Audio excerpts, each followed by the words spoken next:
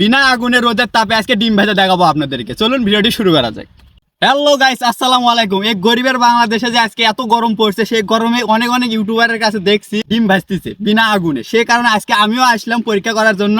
বিনা আগুনে রোদের তাপে আজকে ডিম ভেজে দেখাবো আপনাদেরকে। চলুন ভিডিওটি শুরু করা যাক। সো এভরিওয়ান, অলরেডি আমরা চলে এসেছি গরিবের মরুভূমিতে। আমার সাথে আজকে আছে হলো ডিম, তেল, নয়রা, মানে যেটা আমি হেলমেট হিসেবে ব্যবহার করে রাখছি, যে রোদ, নাহলে আমি নিজে ডিম হয়ে যাবো, ডিমের মতো ভেজে যাবো একবার। তো আজকের ভিডিওর হলো মেন সেটআপ হলো এটাই।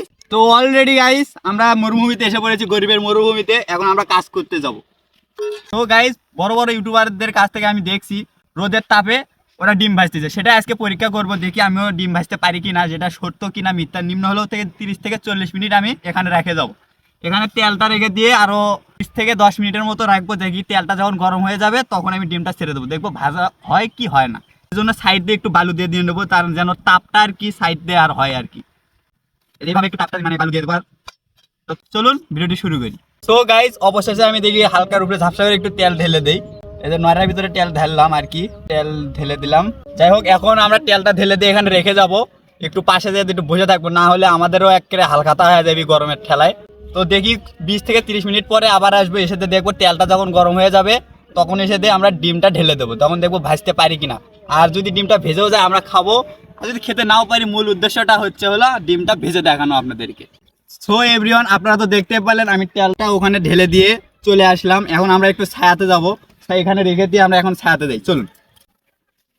সো এভরিওয়ান, এখন আমরা একটু ছায়াতে যাচ্ছি। আর আমার সাথে কি ছিল আপনারা তো দেখতেই পারতেছেন, চিনতে তো অবশ্যই পারতেছেন, সৈকত ভাই আমার ক্যামেরাম্যান হিসেবে ছিল। তো এখন আর সামনের দিকে এগিয়ে যাই, ছায়াতে গিয়ে বসে থাকি আর কি। তো এভরিওয়ান, অবশেষে আমরা ছায়াতে বসে আছি। 20 থেকে 30 মিনিটের মতো আমরা এখানে বসে থাকবো। আর ডিমটা তো দেখতেই পারলেন, আমরা ওখানে একেবারে কড়া রোদের মাঝখানে একেবারে রেখে আসছি। ওখানে তেলটা গরম হতে থাক, এর মধ্যে আমরা এখানে একটু ঠান্ডা মাথায় একটু বসে থাকি। এখানে একটু পানিও রয়েছে, হালকা পাতলা উপরে পানি খেতেও পারবো আমরা, প্রাণটা ঠান্ডা হয়ে যাবে। দেখি সেই স্বাদ, এত স্বাদ কে জানি ডিমটা জানি কিরকম স্বাদ হয়। ও সৈকত ভাই, ভাই আপনার ফিলিংসটা কিরকম? ডিমটা কি ভাজবে?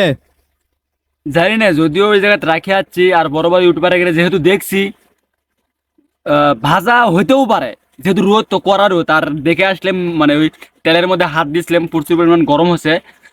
তো দেখা যাক কি হয়, লাস্ট পর্যন্ত দেখা যাক। আর মনের মধ্যে আশা একটা আছে যে না হবি, মানে হইতেও পারে, কওয়া যায় না, হইতেও পারে। খেতে পারবো তো? খাওয়া মানে সাদা হলেই হলো, ডিম মানে ভাজার মতো হলেই হলো।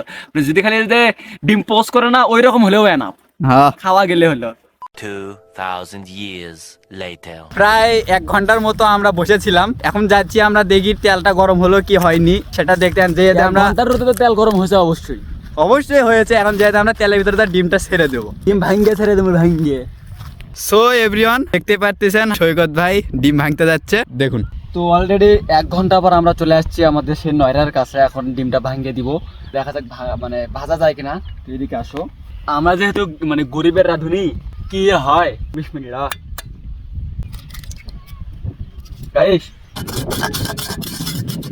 গাইস। আসলে আমরা ব্যর্থ, রোদের তাপে ডিম ভাজতে পারে না। রোদ কিন্তু প্রচুর ছিল আর নয়রাও প্রচুর পরিমাণ গরম হয়েছিল, বাট কি কারণে যেন হইল না, ডিম ভাজা যায়নি। আর আমি পুরো ভিডিওটা যা আপনারা দেখলেন, এটা কিন্তু কোনো কাটসাট করা হয়নি, সম্পূর্ণই চেষ্টা করেছি আমরা যেটা করেছি সম্পূর্ণ সেরকমভাবেই দেখিয়েছি। মানে আমরা কোনো প্রকার আগুনও জ্বালাইনি, একদম রোদের ভিতরেই দেখাইছি। প্রমাণ হলো যে আগুনের জায়গায় আর রোদের জায়গায়। আপনার একটা বিষয় এখানে ভাবেন, রেগুলার রোদের ভিতরে থাকেন তাহলে আপনার ফেসটা কালো হয়ে যাবে। আর আপনি যদি হালকা কিছু সময় আগুনের ভেতরে থাকেন তাহলে কিন্তু আপনি মানে আগুনের ওই তাপে বা আগুনে আপনি পুড়িয়ে ছাই হয়ে যাবেন। তাহলে কি বুঝতে পারছেন যে আমি এখানে কি বোঝাতে চাচ্ছি?